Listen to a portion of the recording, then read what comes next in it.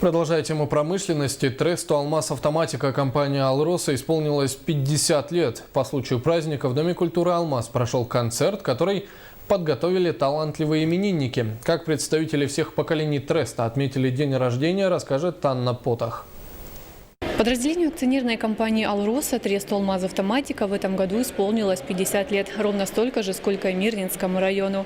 В честь праздника перед концертом в фойе прошла выставка архивных и современных фотографий коллективов Треста.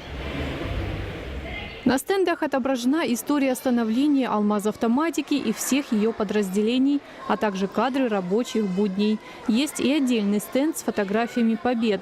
Стоит отметить, что работники спецтреста активно участвуют в культурной и спортивной жизни компании «Алроса». Прибыли на праздник и ветераны труда, которые стояли у истоков создания предприятия.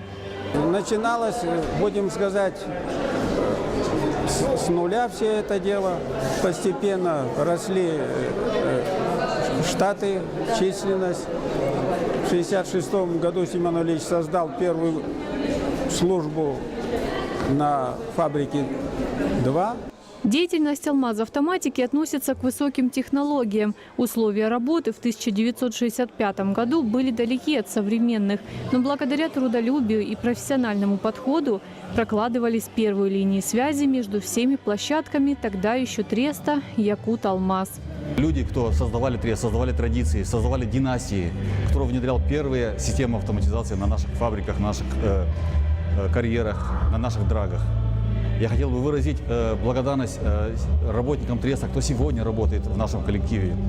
Мы можем гордиться системами автоматизации АСАДУ, которые мы внедрили на наших подземных рудниках, на наших фабриках.